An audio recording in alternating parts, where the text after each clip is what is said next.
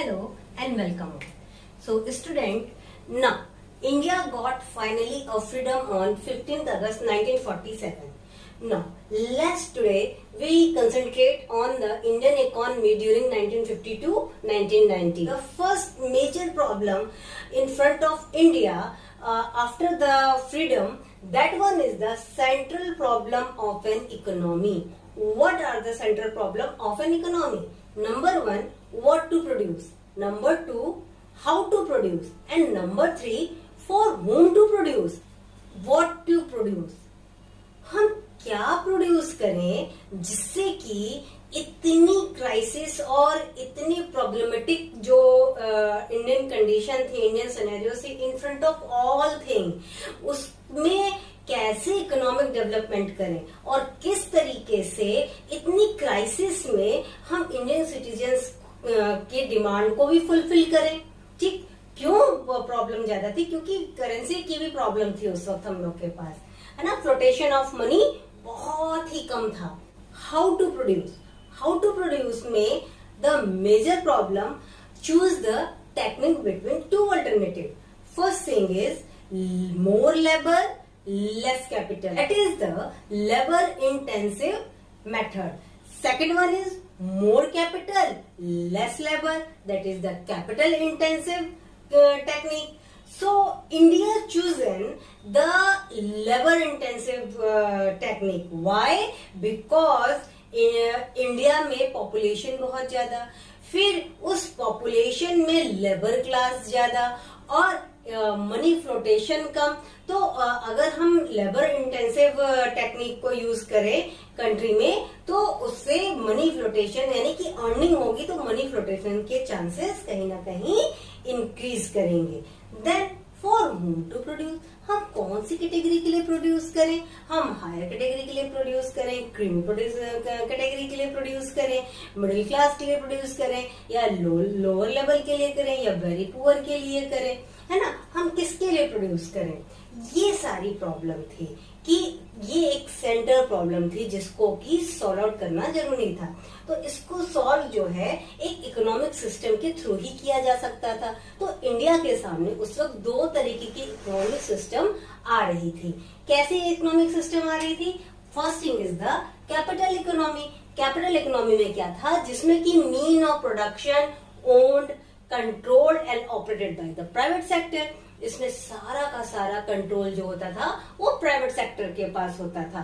ठीक, public sector का role होता था बट बहुत नॉमिनल रोल होता था. इसमें क्या था कि हर एक चीज आपकी प्राइवेट सेक्टर में दो एक अलग कैटेगरी दिखेगी, जिसमें कि कैपिटलिस्ट दिखेंगे और दूसरा लेबरर दिखेंगे. अब उसमें क्या है कि एक बहुत ह्यूज डिफरेंस हो जाएगा. और जो कैपिटल इकोनॉमी का फोकस था वो फोकस केवल उस तरफ था कि केवल और केवल हमें प्रॉफिट मैक्सिमाइजेशन हो. और प्रॉफिट मैक्सिमाइजेशन जो है वो जो जिनके पास मनी कंसंट्रेशन है उन्हीं से हो सकता था. इसलिए कैपिटल इकोनॉमी में जो मेजर प्रोडक्शन होता है वो केवल और केवल क्रीमी और जिनके पास मनी होल्डिंग पर्संस हैं उनके डिमांड्स को ध्यान में रख के किया जाता है. और जो पुअर या फिर मिडिल क्लास या फिर लोअर क्लास के हैं वो इग्नोर हो जाते हैं. ठीक, देन दूसरा क्या इकोनॉमी था इंडिया के सामने कि सोशलिस्ट. सोशलिस्ट में क्या होता है? Just opposite. ठीक है, क्या कि इसमें सारा का सारा production own, controlled and operated by the government. यानी कि आपकी हर एक चीज को डिसाइड करेगा गवर्नमेंट. आप किस घर में रह रहे हैं, आप क्या चीज कितने प्राइस पे खरीदेंगे, कितने प्राइस पे सेल करेंगे, या फिर आपके पास कितना एसेट होना चाहिए वो भी गवर्नमेंट के ही होल्डिंग हो सकता है. ठीक है, तो ये क्या था कि दो एक्सट्रीम पॉइंट थे. उस वक्त पंडित जवाहरलाल नेहरू हम लोग के प्राइम मिनिस्टर थे. उन्होंने क्या इम्पोज किया कि हम दोनों की अच्छी अच्छी बातें ले लेंगे, है ना. उसमें क्या किया कि उन्होंने both public and private sector are allotted respective role for solving economic central problem. अब रिस्पेक्टिव रोल क्या था? रिस्पेक्टिव रोल था what to produce, how to produce, for whom to produce. ठीक, तो अब इसमें क्या हुआ कि हम मिक्स्ड इकोनॉमी लेके चल रहे हैं, तो इन दोनों के मिक्सचर के जो पॉजिटिव पॉइंट्स थे वो पॉइंट मिलके जो इकोनॉमी बनी, that one is the mixed economy, जो कि इंडिया थी। और इंडिया जो थी वो एक अंडर डेवलप कंट्री थी, है ना, और वो जो है डेवलप करना चाहती थी अपने आप को, इसलिए उन्होंने ये सोचा कि हम दोनों की पॉजिटिव चीजों को रखते हैं और पब्लिक सेक्टर का जो पार्टिसिपेशन है उसको ज्यादा रखेंगे। देखो जो सोशलिस्ट इकोनॉमी थी वो बहुत अच्छी है, लेकिन उसमें एक जो सबसे बड़ा प्रॉब्लम है वो प्रॉब्लम था करप्शन। उस वजह से इसको भी पूरी तरीके से मतलब नहीं अडॉप्ट किया जा सकता था, और पूरी तरीके से प्राइवेट सेक्टर इसलिए नहीं अडॉप्ट किया जा सकता क्योंकि अभी अभी हम लोग इतनी सारी प्रॉब्लम से निकल के आए थे, तो फिर से वापस एक प्रॉब्लम के अंदर जाने की किसी में भी इतनी करेज नहीं था। अब बात करते हैं इकोनॉमिक प्लानिंग। इकोनॉमिक प्लानिंग की जरूरत क्यों पड़ी? इकोनॉमिक प्लानिंग की जरूरत इसलिए पड़ी क्योंकि ये एक मेजर इकोनॉमिक डिसीजन लेना था जो कि एक authority comprehensive survey of economic as a whole पे डिपेंड करता था, है ना। तो और पहला जो था वो प्लानिंग जो हुआ वो 1950 में उसका पूरा जो फॉर्मेट था उसको तैयार किया गया। कौन था चेयरमैन उस वक्त? प्राइम मिनिस्टर, और उस वक्त के प्राइम मिनिस्टर कौन थे? पंडित जवाहरलाल नेहरू। अब गोल ऑफ 5 ईयर प्लान क्या था? Goal of 5 year plan, goal of 5 year plan को समझने के से पहले हम लोग ये जान लेते हैं कि जो फर्स्ट 5 ईयर प्लान था वो आया कब। उसमें क्या हुआ कि पार्लियामेंट में जो उस वक्त प्राइम मिनिस्टर थे पंडित जवाहरलाल नेहरू, उन्होंने उसे लॉन्च किया। और कब लॉन्च किया? 1 अप्रैल 1951 का वो स्टार्ट हुआ और उसका एंडिंग जो डेट था दैट वन इज द 31 मार्च 1956। अब उसमें गोल क्या क्या है? गोल है ग्रोथ। ग्रोथ क्यों ग्रोथ की जरूरत थी? क्योंकि हम लोग बहुत ज्यादा प्रॉब्लमेटिक कंडीशन से निकले हुए थे और अपने आप को होल्ड करने के लिए ग्रोथ को करना बहुत ज्यादा जरूरी था। मॉडर्नाइजेशन, मॉडर्नाइजेशन की जरूरत क्यों थी? क्योंकि भाई हमारे पास जितनी भी टेक्निक्स थी, चाहे इंडस्ट्रियल पॉइंट ऑफ व्यू से, चाहे एग्रीकल्चरल पॉइंट ऑफ व्यू से, चाहे foreign trade point of view से, किसी भी इनफ्रंट हम कह लें, तो वो सारी टेक्निक बहुत ही पुरानी थी और वो अब प्रेजेंट जो उस वक्त का कॉन्टेक्स्ट था उस वक्त वो कोरिलेट नहीं हो रहा था, इसलिए मॉडर्नाइजेशन की जरूरत थी। सेल्फ रिलायंस, सेल्फ रिलायंस में मतलब कि अपने ऊपर आप आत्मनिर्भर बनिए। क्या हुआ कि इंडिया में अब फॉरेन से ट्रेड करने का करेज नहीं था। क्यों नहीं था? क्योंकि ईस्ट इंडिया कंपनी इंडिया में ट्रेड करने ही आई थी और उसने धीरे धीरे पूरी इंडिया को कैप्चर कर लिया। इस वजह से इंडिया अभी बहुत ज्यादा किसी पर रिलाय नहीं कर पा रही थी। तो इंडिया ने क्या डिसीजन लिया कि हम सेल्फ रिलायंस बनेंगे, यानी कि आत्मनिर्भर। आपने अभी कुछ दिन पहले अपने प्राइम मिनिस्टर मोदी जी से भी ये बात सुनी होगी, यानी कि आत्मनिर्भर बनना बहुत इंपॉर्टेंट है। इसलिए सेल्फ रिलायंस को लेके उस समय भी चला गया था और आज भी चला जा रहा है। ठीक। Then the equity. क्या हुआ कि ब्रिटिशर्स से एक अच्छी चीज सीखी इंडिया ने कि जो जेंडर है मेल फीमेल का, उसमें हमें दोनों का पार्टिसिपेशन अपनी कंट्री में लेना चाहिए, जिसकी वजह से प्रोग्रेस बहुत अच्छे तरीके से हो सकता है। ठीक। तो ये इक्वलिटी को भी इक्वलिटी कह लो या इक्विटी कह लो, that one is the same thing. ठीक। फिर हम बात करते हैं एग्रीकल्चर। एग्रीकल्चर में क्या क्या प्रॉब्लम्स थे? एग्रीकल्चर में बहुत सारे प्रॉब्लम थे। ठीक। जबकि इंडिया की 85% पॉपुलेशन एग्रीकल्चर पे ही डिपेंडेंट हो रही थी। क्या प्रॉब्लम था? पहला तो लो प्रोडक्टिविटी। ठीक। अब लो प्रोडक्टिविटी क्यों थी? देखो, जमींदार को क्या था कि भाई हमें तो रेंट चाहिए, है ना, उसमें प्रोडक्शन हो या ना हो, कैसे हो रहा है कैसे नहीं हो रहा है उससे कोई मतलब नहीं था। अब जो टीलर थे उनको क्या लगता था कि भाई हमारे पास तो कुछ रहना ही नहीं है, तो इसलिए ठीक है, जो हो जा रहा है इस ओके, नहीं हो रहा है तो कोई बात नहीं। तो क्या हुआ, प्रोडक्टिविटी लो हो गई। और फिर जो जनरल पीपल थे ना, उनके पास कैपेसिटी भी नहीं थी बहुत ज्यादा। Disgraced unemployment, it's referred to a state in which people are more engaged in work than they are really needed. अगर इसको डिटेल में देखना है तो पॉवर्टी के वीडियो को जाके देखो। हाई डिपेंडेंसी ऑन रेनफॉल, जो एग्रीकल्चर थी ना, उसके लिए जो डिपेंडेंसी थी वो केवल और केवल रेनफॉल पे थी। इस वजह से भी एग्रीकल्चर का जो रिजल्ट था वो बहुत अच्छा नहीं आता था। सब्सिस्टेंस फार्मिंग, इसमें क्या होता था कि जो फार्मर थे ना, वो इतना नहीं क्रॉप कर पाते थे कि कुछ सरप्लस भी हो जाए उनके यूज करने के बाद, और वो मार्केट में जाके उसका कुछ कॉमर्शियल वैल्यू हो। Conflict between the tenant and landlord, जो लैंडलॉर्ड थे वो फार्मर को बहुत ज्यादा यूज करते थे, और उनसे जितना ज्यादा ओन कर सकते थे मनी, उतना कर लेते थे। स्मॉल लैंड होल्डिंग्स, जो मोस्ट ऑफ फार्मर्स थे उनके पास बहुत ही कम बहुत छोटी लैंड्स थे, जो अपने आप में ही एक बहुत बड़ा प्रॉब्लम थे किसी भी एग्रीकल्चर को सेल्फ यूज होने के बाद एक सरप्लस करके मार्केट में लाने के लिए। ओवरडेटेड टेक्निक, जो हार्वेस्टिंग थी, क्रॉपिंग थी, ये सारे काम जो थे ना, सब फार्मर जो है हाथ से अपने किया करते थे। बहुत ओवरडेटेड ओल्ड टेक्निक से किया करते थे, जो कि क्या था कि बहुत एक तो टाइम टेकिंग था और बहुत ही इफेक्टिव और एफिशिएंटली नहीं होता था।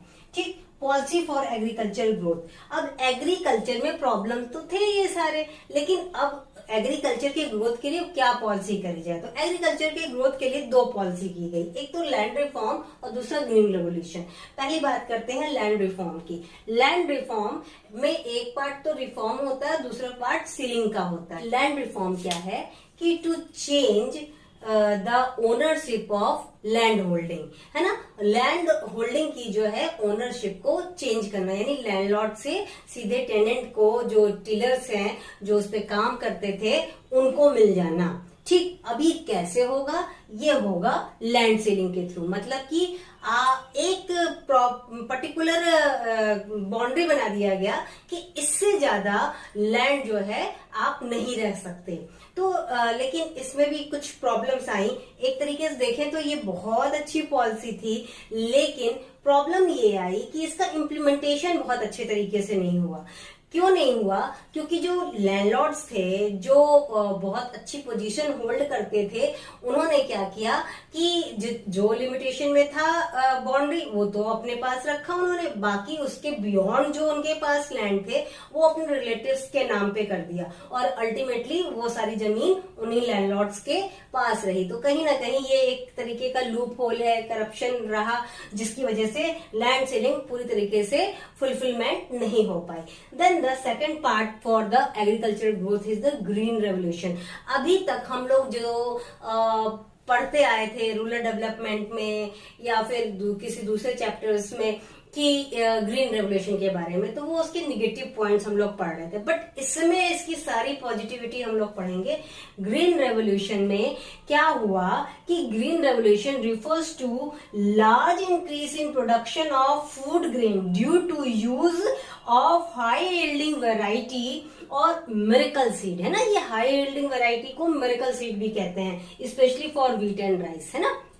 तो माना यह जाता है कि जो बड़े फार्मर्स थे उनको इसका फायदा हुआ, तो छोटे फार्मर्स को क्यों नहीं फायदा हुआ? छोटे फार्मर्स को भी इसका फायदा होता। ये प्रॉब्लम जो थी, ये प्रॉब्लम जो है स्टेट गवर्नमेंट की हुई। प्रॉब्लम क्या हुई कि स्टेट गवर्नमेंट को जो स्मॉल फार्मर्स हैं उनको भी हाई यील्डिंग वैरायटी के जो सीड्स या मिरेकल सीड्स कहते हैं वो प्रोवाइड कराने चाहिए थे, इरिगेशन फैसिलिटी अच्छी प्रोवाइड करानी चाहिए थी, तो स्मॉल फार्मर को भी उसका बेनिफिट मिलता, है ना। स्टूडेंट्स, अगर आप साथ साथ नहीं लिख रहे थे तो इसका एक स्क्रीनशॉट ले लीजिए। इंडस्ट्रियल डेवलपमेंट को अगर हम कहें तो जब इंडिया को फ्रीडम मिला तो उस वक्त मेनली इंडिया के पास दो ही इंडस्ट्री थी, एक तो कॉटन टेक्सटाइल, दूसरा जूट इंडस्ट्री, ठीक, जिसमें से मैक्सिमम जूट मिल तो पाकिस्तान में चले गए थे। देन दो और फर्म्स को इस्टेब्लिश किया गया, आयरन एंड स्टील, जो कि एक जमशेदपुर में थे और दूसरा वेस्ट बंगाल में कलकत्ता में थे, ठीक। Role of public sector, why we need role of public sector, क्यों पब्लिक सेक्टर के रोल की जरूरत पड़ी? इसलिए पड़ी shortage of capital with private sector. जो प्राइवेट सेक्टर था उसके पास भी कैपिटल के शॉर्टेज थे। बहुत ज्यादा नाम में कहें तो टाटा और बिरला के अलावा बहुत कोई बड़े नाम नहीं थे प्राइवेट सेक्टर में। Lack of incentive for private sector, जब कैपिटल की ही शॉर्टेज है तो इंसेंटिव के तो लैकनेस आएगा ही आएगा प्राइवेट सेक्टर में। फिर तीसरा जो बहुत इंपॉर्टेंट पार्ट था पब्लिक सेक्टर का रोल प्ले करने के लिए, वो ये था कि ऑब्जेक्टिव ऑफ सोशल वेलफेयर। जो सोशल वेलफेयर का पॉइंट ऑफ व्यू था वो इसलिए था क्योंकि उस वक्त इंडिया में जो लेबर क्लास थी, जो लोअर क्लास था, जो मिडिल क्लास था, जो पुअर था, जो वेरी पुअर था, वो क्या था, वो बहुत ही अनइक्वलिटी में आ चुका था। तो इसीलिए सोसाइटी में इक्विटी लाने के लिए पब्लिक सेक्टर का आना बहुत ही इम्पोर्टेंट था, मस्ट था। इंडस्ट्रियल पॉलिसी रिसोल्यूशन 30 अप्रैल 1956, जो इंडस्ट्रियल पॉलिसी का रिसोल्यूशन था वो 30 अप्रैल 1956 में आया। और उस वक्त जो इंडस्ट्री की कैटेगरी थी वो 3 तरीके से थी। कैसे थी? जो उसमें था schedule A, schedule B, schedule C. Schedule A में 17 इंडस्ट्रीज थी जो फुल फ्लेज गवर्नमेंट के अंडर में थी, जैसे कि atomic energy, railway, shipping, arm and ammunitions, heavy and core industries, ऐसे ही और भी थी। और आज की डेट में केवल 3 इंडस्ट्रीज हैं, डिफेंस है, एटॉमिक एनर्जी है और तीसरा तुम्हारा रेलवे है। शेड्यूल बी में इंडस्ट्रीज जो थी 12 इंडस्ट्रीज, वो स्टेट लेवल पे थी गवर्नमेंट के हाथ में, जैसे कि aluminium, other mining industries, machine tools, fertiliser, like that. हाँ, और शेड्यूल सी में इनके अलावा जो बचता है वो सब शेड्यूल सी में प्राइवेट सेक्टर में आता है। प्राइवेट सेक्टर के रोल को कम करके पब्लिक सेक्टर के रोल को ज्यादा करने के लिए और प्रॉपर तरीके से इंडस्ट्रियलाइजेशन होने के लिए क्या हुआ कि गवर्नमेंट ने इंट्रोड्यूस किया इंडस्ट्रियल लाइसेंसिंग। इंडस्ट्रियल लाइसेंसिंग क्या था? एक ऐसी तरीके की लाइसेंसिंग के लिए रिटन परमिशन लेना गवर्नमेंट से जो कि इंडस्ट्री के यूनिट ऑफ मैन्युफैक्चरिंग गुड्स के लिए जरूरी था। अब जो इंडस्ट्रियल लाइसेंसिंग है वो किस एक्ट में आता है? वो आता है इंडस्ट्रियल एक्ट 1956, जिसको कि हम कहते हैं industrial development and regulation act 1956, ठीक। अब इंडस्ट्रियल लाइसेंसिंग की क्यों नीड थी, उसके क्या फायदे थे? पहला तो सेटिंग न्यू इंडस्ट्री। जब आप नई इंडस्ट्री को सेट कर रहे हैं तो आपको इंडस्ट्रियल लाइसेंसिंग की जरूरत है। जब आप एग्जिस्टिंग इंडस्ट्री में एक्सपेंशन करना चाहते हैं तो उस वक्त क्या था? इंडस्ट्रियल लाइसेंसिंग की नीड थी। जब किसी प्रोडक्ट में डाइवर्सिफिकेशन करना चाहते हैं तो उस वक्त इंडस्ट्रियल लाइसेंसिंग की नीड थी, यानी कि रिटन परमिशन गवर्नमेंट की जरूरी थी। अब क्या था? Small scale industry, SSI, village और स्मॉल स्केल इंडस्ट्रीज के लेवल पे एक कार्वे कमेटी थी। उसने ये रिकॉग्नाइज किया कि स्मॉल स्केल इंडस्ट्रीज का जो है वो पार्टिसिपेशन एक प्रोटेक्टिव फॉर्म में होना बहुत जरूरी है, ठीक है। क्या था? Small scale industry is defined with reference to the maximum investment allowed on asset of a unit. और वो लिमिट क्या थी, दी गई थी उस समय में?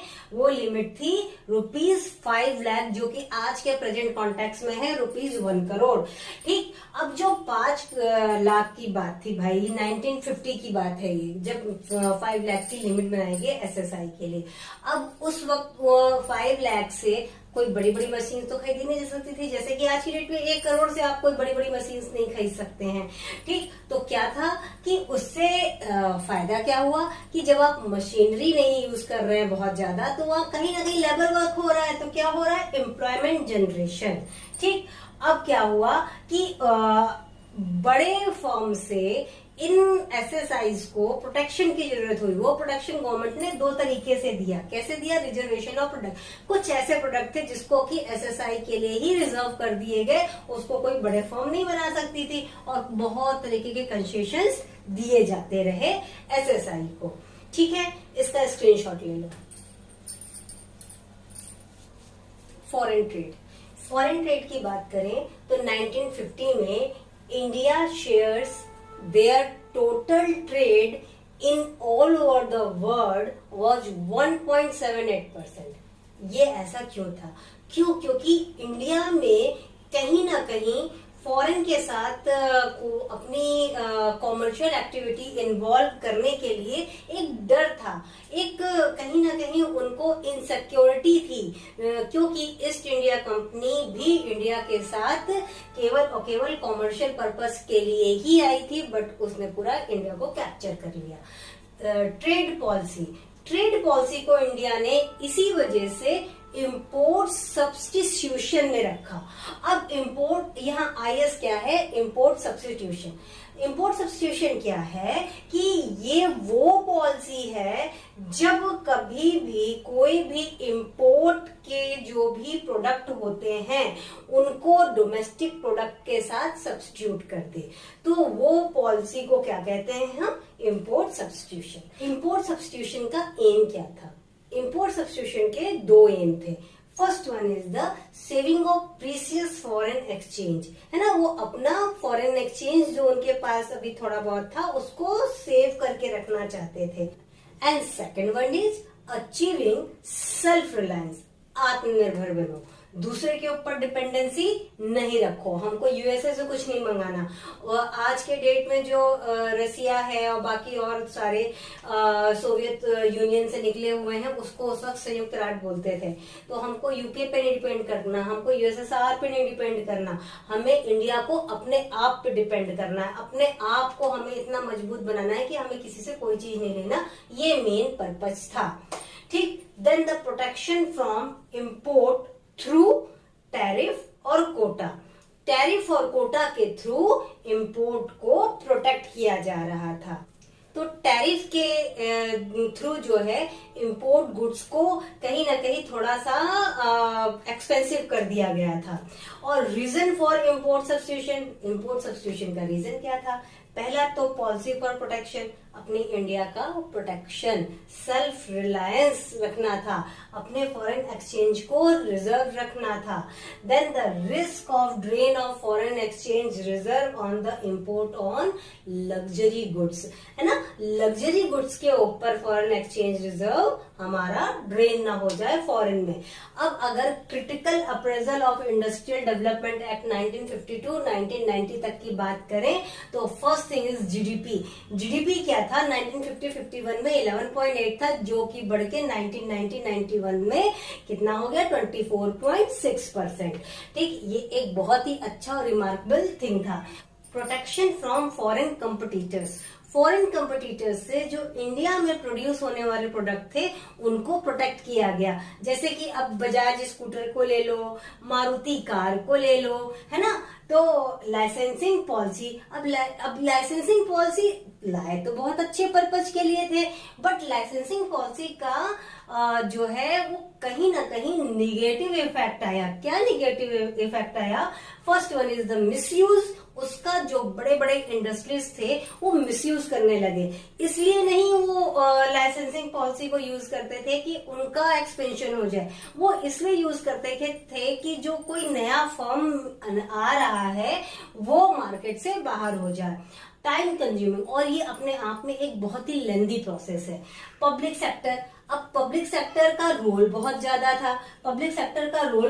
था, तो क्या हुआ कि they holding the monopoly on some specialised area, है ना, जैसे कि अब टेलीकम्युनिकेशन, होटल इंडस्ट्री, या फिर जैसे ले लो गुड्स जो प्रोडक्शन के लिए होते थे लाइक ब्रेड वगैरह, है ना, तो ये क्या क्या है, इनमें प्राइवेट सेक्टर भी अच्छा रोल प्ले कर सकती थी, लेकिन पब्लिक सेक्टर को ही उस पे होल्डिंग रखने दिया गया. Then the fund are not easily available for the private sector. Private sector को इजिली फंड अवेलेबल नहीं होता था. Then the public sector is in huge loss, लेकिन तब भी उसको कंटिन्यू रखा जाता था. ठीक, ये अपने आप में एक जो था इकोनॉमी में के लिए बहुत अच्छा साइन नहीं था. ठीक, इसका स्क्रीनशॉट ले लो. Indian economy throughout the 1950 to 1990, हम लोग ने अभी तक देखा कौन कौन से 3 सेक्टर में. कौन था? एग्रीकल्चर सेक्टर, इंडस्ट्रियल सेक्टर और फॉरेन ट्रेड.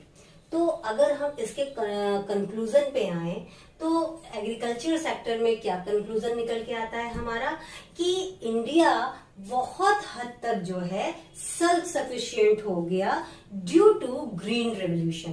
क्यों? क्योंकि तब फार्मर ने जो मिरेकल सीड यानी हाई यील्डिंग वैरायटी सीड जो यूज किया, उससे फार्मर को अपने कंजम्पशन, पर्सनल कंजम्पशन के अलावा भी सरप्लस हुआ, जो कि मार्केट में आया और उससे कॉमर्शियल बेनिफिट फार्मर्स को हुआ. ठीक, देन द क्या हुआ, जो बहुत बड़ा एडवांटेज हुआ वो था लैंड रिफॉर्म. उसमें जो जमींदारी सिस्टम थी, जमींदारी प्रथा थी, वो एक तरीके से अबॉलिश्ड हो गई और रिमूव्ड हो गई. अब इंडस्ट्रियल सेक्टर की बात करते हैं. India was more diversified to the situation at independence. और बहुत सारे इकोनॉमिस्ट जो हैं उनका ये था कि वो डिससेटिस्फाइड थे पब्लिक सेक्टर के रोल से. क्यों? क्योंकि बहुत सारा ऐसा सेक्टर था जिसपे उनकी मोनोपोली थी, जिसमें कि प्राइवेट सेक्टर भी बहुत अच्छा सा रोल प्ले कर सकता था. और बहुत सारे ऐसे इंडस्ट्री थे पब्लिक सेक्टर में जो कि लॉस में जा रहे थे, लेकिन तब भी उनके साथ काम किया जाता, उनको कंटिन्यू किया जा रहा था. देन द ट्रेड की बात करें, ट्रेड में इंडिया की पॉलिसी क्या रही, इनवर्ड ओरिएंटेड है ना, इंपोर्ट सब्स्टिट्यूशन की, जो कि एक एक्सपोर्ट सेक्टर का जो स्ट्रॉन्ग डेवलपमेंट होना चाहिए था, जिससे वो नहीं हो पाया. और domestic producer was protected against the foreign competition. अब जो डोमेस्टिक प्रोड्यूसर थे वो फॉरेन फ्रंट पे जो है उनको प्रोटेक्ट करते रहे हम लोग हमेशा. ठीक, तो इसी वजह से बहुत सारे इंडस्ट्रियल फ्रंट पे लूप्स रहे और उस वक्त इकोनॉमिक रिफॉर्म की नीड हुई. 1990-91 के समय चेंजिंग ग्लोबल एनवायरनमेंट का जो सिनेरियो था, उस वक्त ये फील किया गया कि इंडिया के इकोनॉमिक सिस्टम में बहुत सारे रिफॉर्म्स की नीड है, जो कि इनिशिएट किया गया 1991 में न्यू इकोनॉमिक पॉलिसी के पॉइंट ऑफ व्यू में. ठीक, और इसको हम लोग ऑलरेडी डिस्कस कर चुके हैं. तो डियर स्टूडेंट्स, फर्स्ट टर्म का इंडियन इकोनॉमिक डेवलपमेंट का सिलेबस कंप्लीट हो गया है. नेक्स्ट कमिंग जो क्लासेस होंगी वो मैक्रो इकोनॉमिक्स की होंगी, और उसमें जो 2 चैप्टर्स हैं अभी हम लोग के बच्चे, उसको हम लोग कंप्लीट करेंगे. तो बच्चों, खूब अच्छे से पढ़ो लिखो, अपने माता पिता का नाम रोशन करो और लाइक से सब्सक्राइब करना नहीं भूलना. All the best, take care and good luck.